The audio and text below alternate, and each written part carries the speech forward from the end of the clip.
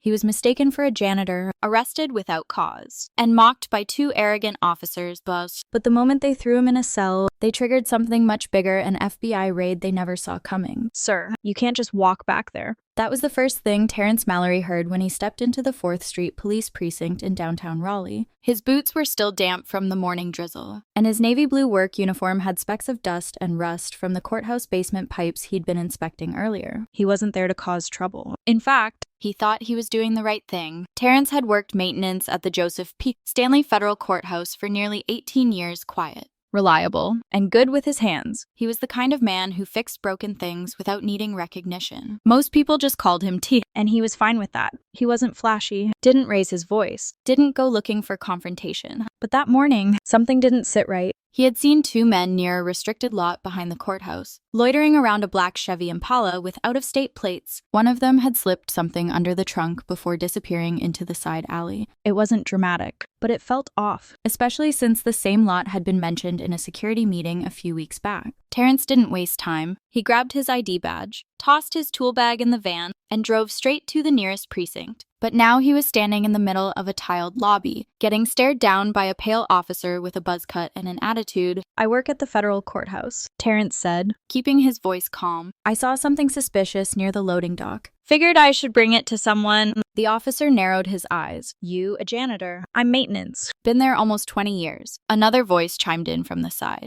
Detective Ray Coulson, tall, broad-shouldered, with a habit of chewing gum like it owed him money, stepped forward. "What's in the bag?" "My tools." Coulson walked over and grabbed the bag from Terrence's hand without asking. "You can't just walk into a police station saying, 'I saw something suspicious,' and expect us to jump." "I'm just reporting what I saw. There were two guys. One of them left something under a car, thought it might be drugs or a weapon." Officer Blake Mercer, younger and wearing mirrored sunglasses indoors, walked over and looked Terrence up and down. "You sure you weren't the one leaving something?" Terrence blinked. "Excuse me, you match a description," Mercer added. "Dark clothes. Utility bag." Seen walking near a government building. Terrence let out a breath and pulled out his ID. "Look, I work in the building. Joseph P. Stanley Courthouse. My supervisor's name is Rodney Keene." "Call him." But they didn't call anyone. Coulson grabbed the ID, barely looked at it, then dropped it on the desk. "You're loitering and refusing to comply," he said flatly. "Let's go." "What?" Terrence took a step back. "You can't be serious. I came to report something, that's all." Coulson didn't answer. He pulled a pair of handcuffs from his belt. Terrence raised his hands slightly, not aggressively, just to slow things down. "You're arresting me for what?" "Obstruction." "Trespassing. Maybe lying to an officer." "We'll figure it out," Coulson muttered. And just like that, his wrists were clamped behind his back. The precinct lobby was nearly empty, save for a bored-looking desk clerk and a woman waiting to pay a ticket. No one said anything. No one stepped in. Terrence was walked through the corridor like a criminal, his ID left sitting face down on the desk. As he was led down a hallway, Terrence glanced at a bulletin board. A photocopied image caught his eye, a still from a surveillance camera. Blurry, black and white, but he recognized the background. It was the same parking lot, the same black Impala, but now he wasn't a witness, he was in a holding cell. The cell smelled like bleach and dust, the kind of clean that didn't feel clean. Terrence sat on the bench, elbows on his knees, trying to process how things had turned so fast. 1 second, he was doing what he thought was right. The next, his belt and shoelaces were in a bin, and his dignity felt checked at the door. He stared at the cinder block wall in front of him, then down at his hands, calloused, dry. A couple of small cuts from tightening pipes the day before. These were working hands, honest hands. He rubbed them together slowly, the only sound in a room meant to make people feel invisible. A voice interrupted his thoughts. "Hey, what they get you for?" Terrence turned. Another man, maybe in his late 20s, sat on the opposite bench, thin, jittery, eyes darting. He wore a faded sweatshirt and a busted pair of Air Jordans. "Loitering, apparently," Terrence said. "And obstruction." The man let out a short laugh. "They always make stuff up when they ain't got a real reason." He leaned back. "Name's Darnell." Terrence. Darnell studied him. "You don't look like you belong here." "I don't." Darnell nodded slowly, like he understood more than he was letting on. They get nervous when they see someone who knows how to carry themselves, especially if he looks like you. Before Terrence could respond, the door clicked. Officer Mercer stepped in, holding a clipboard. "Mallory, you got someone to call." "I already told your partner call my supervisor." "Rodney Keene." Joseph P. Stanley Courthouse, Maintenance Department. Mercer gave a lazy shrug. That's not how it works. You give me a number, or you sit here till someone cares enough to find you. Terrence stared at him but didn't respond. Mercer knocked on the cell bars. Suit yourself, he muttered, walking away. A few minutes passed. Then 10. The buzz of fluorescent lights above started to dig into Terrence's head. Then a low voice, Quieter, from the hallway. You say he works at the courthouse. It was someone new, older. with a measured tone, not the bark of Coulson or the swagger of Mercer. Yeah. But it don't matter, Mercer replied. He came in rambling about some car, had a whole story rehearsed. Guy's probably trying to set us up. There was a pause. Then the older voice spoke again. You checked the ID. Mercer didn't answer. Terrence stood up and walked toward the bars. He couldn't see them from here, but their voices echoed down the hallway clearly enough. You didn't check the ID, did you? The older voice said again.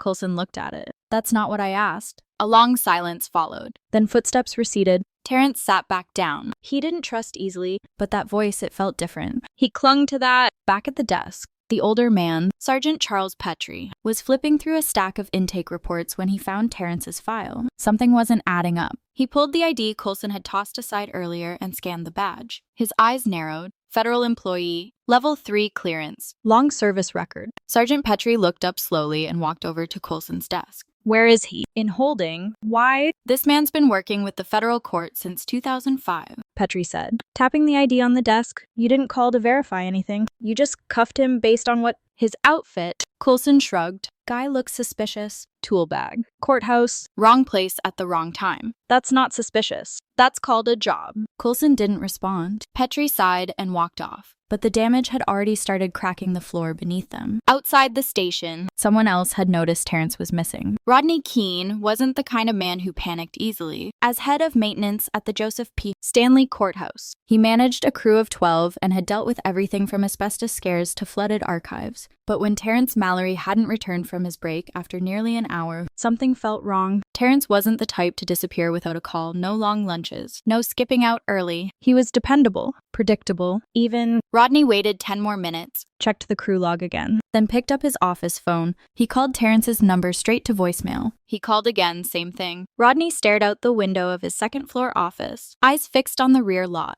That morning, Terrence had mentioned something about the Chevy Impala parked near the fencing. Said it didn't feel right. Rodney had waved it off at first, told him to write it up if it looked off. But now it was clicking together like puzzle pieces he didn't want to finish. He dialed again. This time calling the precinct. 4th Street Police. Officer Danvers speaking. Yeah.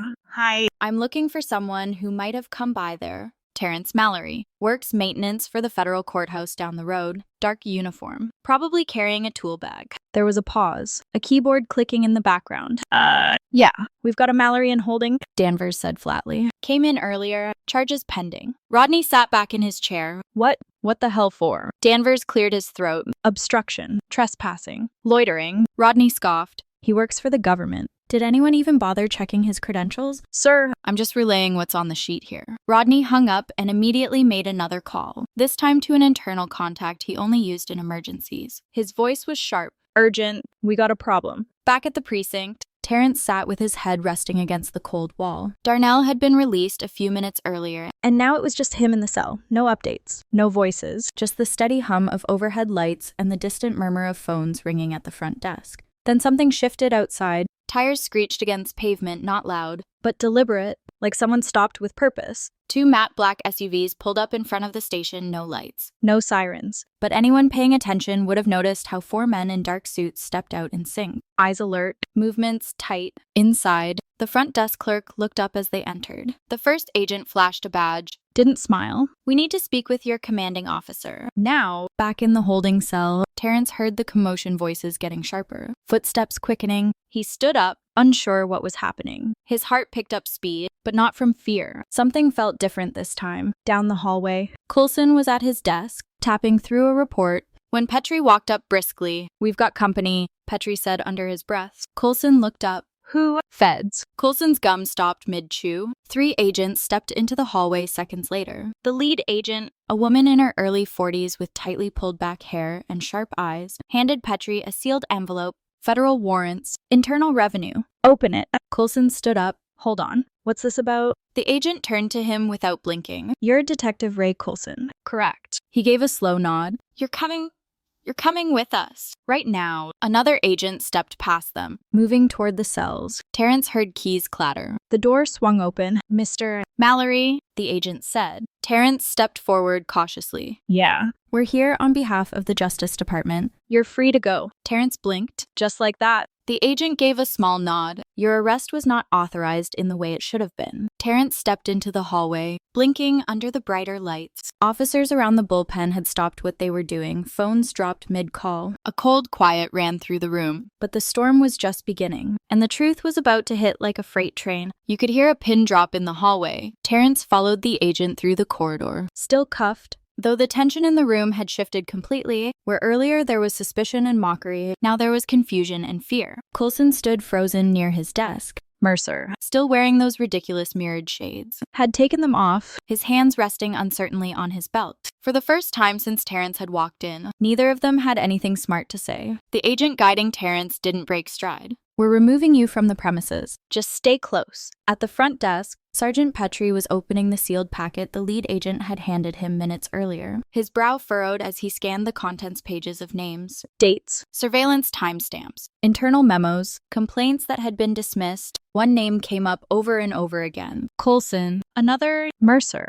There had been whispers for a while, officers getting too aggressive during patrols, evidence that vanished without explanation, arrests made without reports. Petrie always suspected something but never had the pieces. Now the pieces were being brought to his front door, bound and numbered. Terrence reached the lobby, where two agents stood waiting near the entrance. One held a clipboard, the other a small handheld recorder. The taller one turned toward him. Mr. Mallory, we're going to walk you to our vehicle. You're not under arrest. You're not being detained. You're a witness. And your cooperation has helped us move forward with something much larger than you realize. I just wanted to report what I saw. Terrence replied quietly. And you did. That act kicked down a wall we've been hitting for months. Out in the parking lot, the air felt damp and heavy. The same Chevy Impala Terrence had reported earlier was now sitting behind police tape. Two more agents circling it carefully. One was taking photos near the rear bumper, another was lifting the trunk with gloves. Rodney Keene stood off to the side, pacing with a cell phone in one hand. The moment he spotted Terrence, he exhaled sharply and rushed over.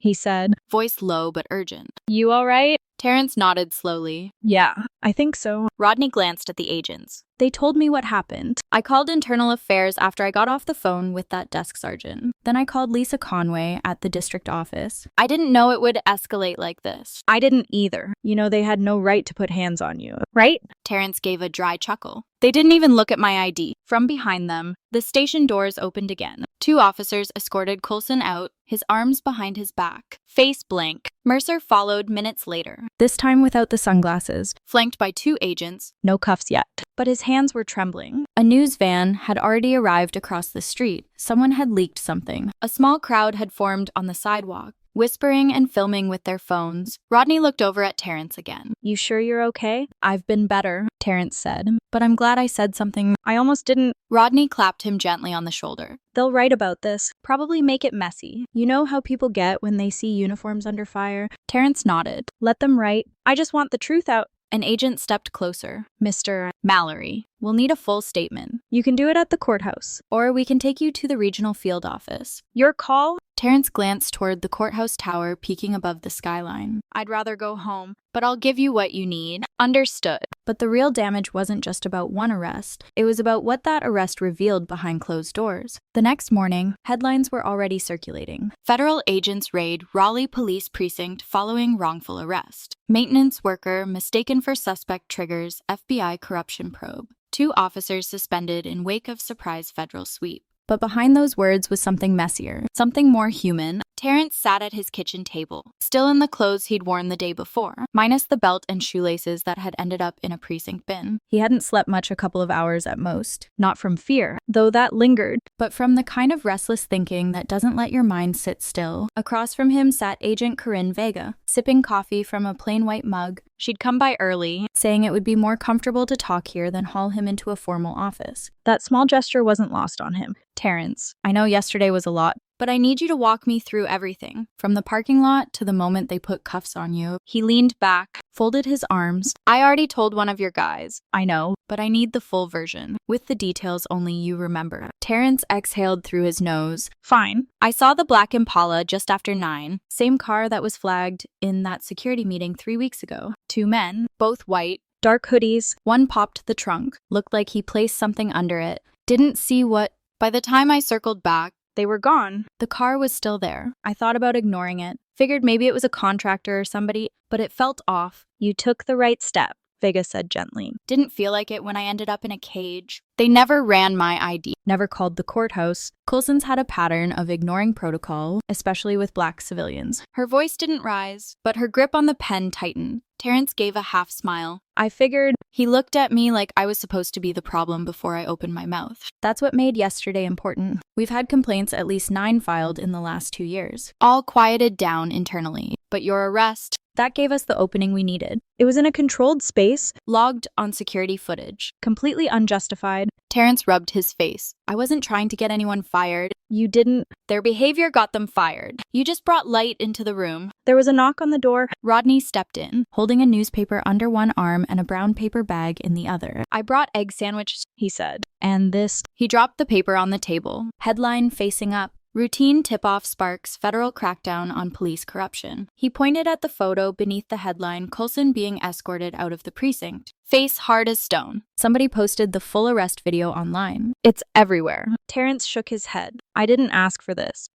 But it found you, Rodney replied. That's the world we're in now. Vega looked at both men. This case is going to take months. But I'll tell you right now. Internal Affairs is going to press for permanent removal. That precinct is being audited top to bottom. Coulson and Mercer. They're being investigated for more than just your arrest. What else? Terrence asked. Tampering with evidence. Illegal searches. Targeting black drivers in specific neighborhoods. There's even a stash of confiscated property that's gone missing items that were never entered into inventory. Rodney muttered. Jesus. Terrence leaned back in his chair. All that. And I get cuffed for reporting a car. No good deed goes unpunished. Rodney said. Then added quietly, but sometimes it starts something bigger. What came next wasn't just about justice. It was about whether anyone would take responsibility out loud. By Friday afternoon, Terrence was back at work. It felt strange walking through the same courthouse halls, badge clipped to his chest. Nodding at security like nothing had happened. But people noticed. Eyes lingered longer. Conversations paused as he passed, not out of judgment, but recognition. The story had spread fast. Local news, national blogs, even a few justice reform groups had picked it up. Though Terrence never asked to be the center of anything, he was now the face tied to a question people had been asking for years. What happens when the people we trust the most get it wrong? In the break room, someone had left a newspaper on the table again. This one with a smaller headline but the same weight. 2 officers resign amid allegations. Justice Department expands internal probe. Rodney walked in, holding a mug, wearing that same thoughtful look he always had when something didn't sit right. Meeting in the main conference room. He said.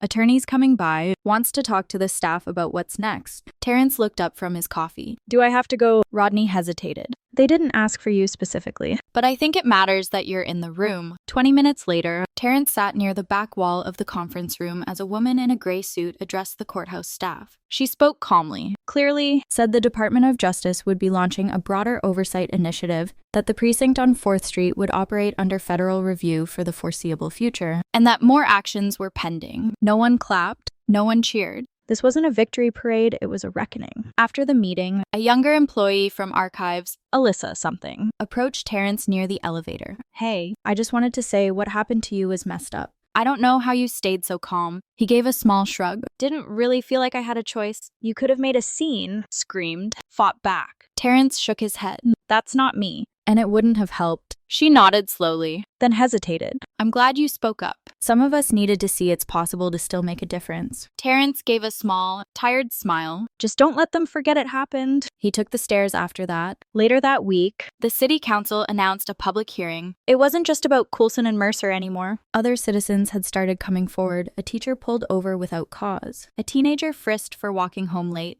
A single mother threatened with arrest when she asked for a badge number. Patterns. Ones that had been whispered about for years were now being spoken in full voice. And there was Terrence, Sitting quietly in the third row of the council chamber. listening. He didn't testify, he didn't need to. His presence alone added weight to every story told at the podium. By the end of the session, the mayor announced a new civilian review board, independent, transparent. Accountable. As people filed out, a local pastor patted Terrence on the back and said, "Sometimes God doesn't need a loud man. He just needs a steady one." Terrence didn't say much, just nodded politely and kept walking. Back at home, he stood in front of his bathroom mirror, looking at his reflection longer than usual. The man staring back wasn't different, same eyes, same tired lines, same calm, but something had shifted, not in who he was, but in how the world saw him now. Even when the storm passed, the quiet that follows demands just as much strength. A month later, Terrence stood in front of a small crowd at the East Raleigh Community Center. He wasn't there as a guest of honor or some public figure. It was a neighborhood meeting, folding chairs, a few trays of cookies, lukewarm coffee, just regular people who wanted to talk. He hadn't planned on speaking, he never liked microphones or stages. But when someone mentioned what happened to him, all heads turned in his direction. The room went quiet.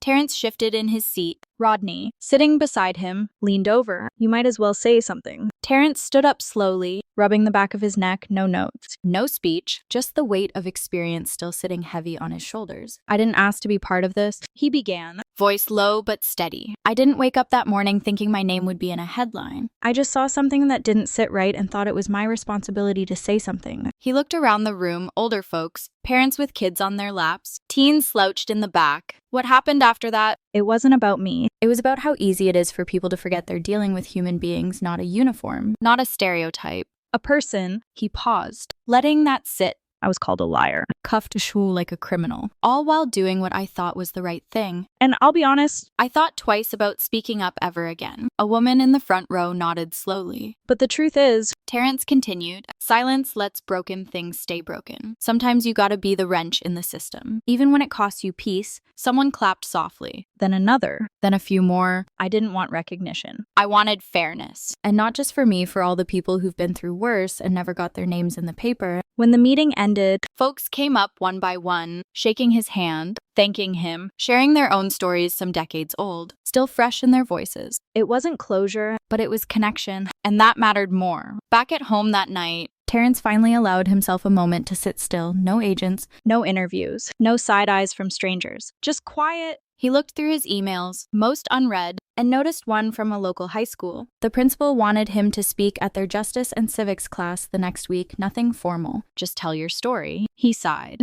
then smiled faintly. Maybe it was worth it. Because if his story could keep one kid from being silenced or one officer from repeating a mistake, then the long walk through that precinct hallway had meaning. And maybe that's the point. Not all change starts with big marches or speeches. Sometimes it starts when one person says, "This doesn't feel right," and refuses to look away. Terrence never wanted attention. He just wanted to go home. Now he had the chance to help others do the same. If this story moved you, if it made you think, reflect, or remember something you've seen or lived, don't just scroll past. Speak up when it matters. Because silence doesn't fix anything. Subscribe for more stories that matter and share this one with someone who needs to hear it.